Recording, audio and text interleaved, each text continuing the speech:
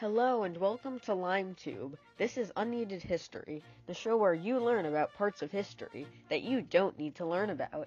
I'm your host, Lime, and this video's topic will be the bizarre tale of William Walker. So what happens when you combine imperialism and racism? I'm sure we can agree that it's a horrible mixture. But in the 1850s, people didn't exactly think like we do today. Cue the Knights of the Golden Circle, a secret society of slavery supporters.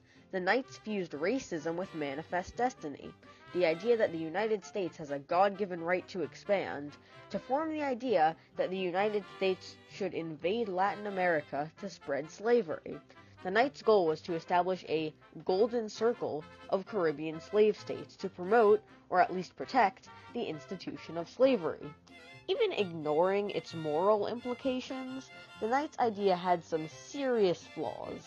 Firstly, the United States lacked the motivation and arguably the ability to conquer the entire Caribbean. Also, most Americans opposed slavery, so the U.S. government never supported the Golden Circle plan. Because of this, the Knights had to resort to filibustering to actually achieve anything. Filibustering, for the context of this video, is when a person or group tries to use a private army to gain land for their country without their country's approval. The Knights needed a hero to go out and filibuster Latin America, a hero who they found in a man named You Can Read This Video's title.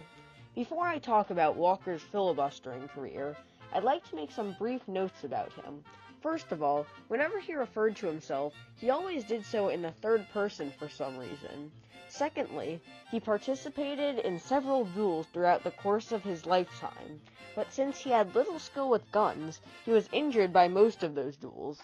He apparently never learned his lesson about avoiding getting shot, because whenever he led his troops into battle, he walked across the battlefield as if he were immune to bullets.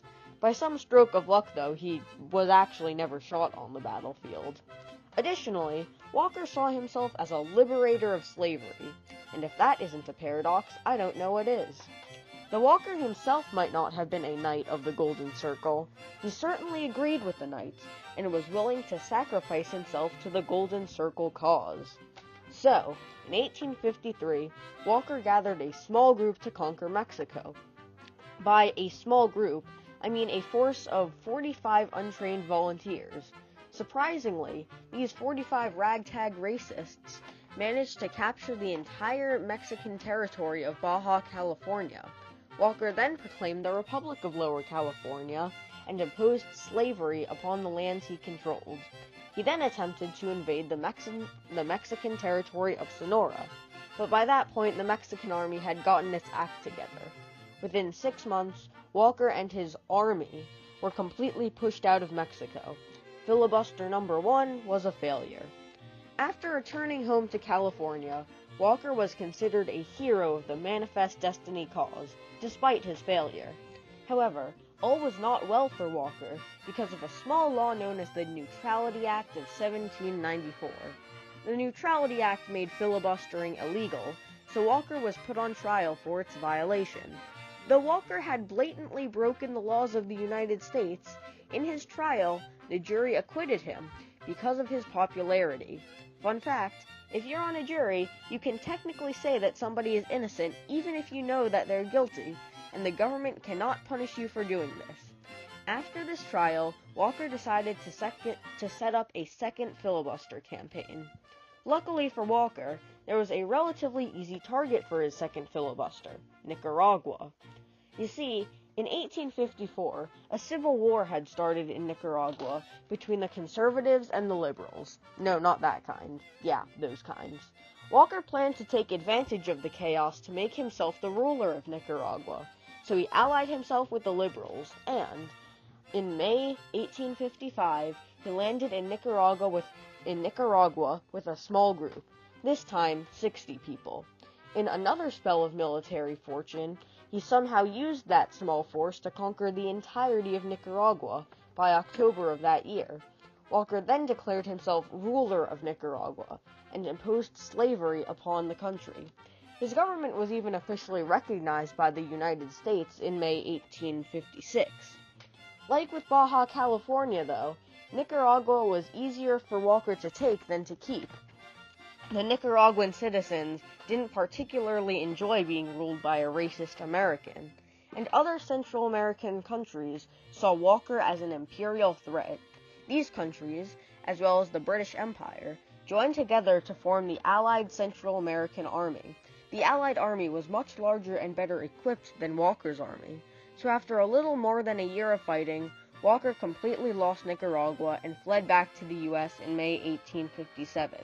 In the end, Walker ruled Nicaragua for about 2 years, during which he killed a couple thousand Central Americans and achieved practically nothing. Filibuster number 2 was a failure. Once he returned home, Walker wrote a book about his second filibuster, which is still his most famous filibuster, named War in Nicaragua. His career wasn't over, though. After all, third time's the charm, right? Walker set out on his third filibuster, this time to Honduras. Unfortunately for him, he was captured by a British officer before he could do anything. The officer then gave Walker over to the Honduran government, who, on September 12, 1860, shot Walker to death. Filibuster number 3 was most certainly a failure. Despite the fact that Walker never actually accomplished anything, he was seen as a hero of the South. People told of how Walker valiantly fought for slavery. He was called the gray-eyed man of destiny, and viewed as a model for all Southerners. So, the moral of the story is, don't be a racist expansionist idiot like Walker, and if you are going to be a racist expansionist idiot like Walker, at least learn how to properly filibuster.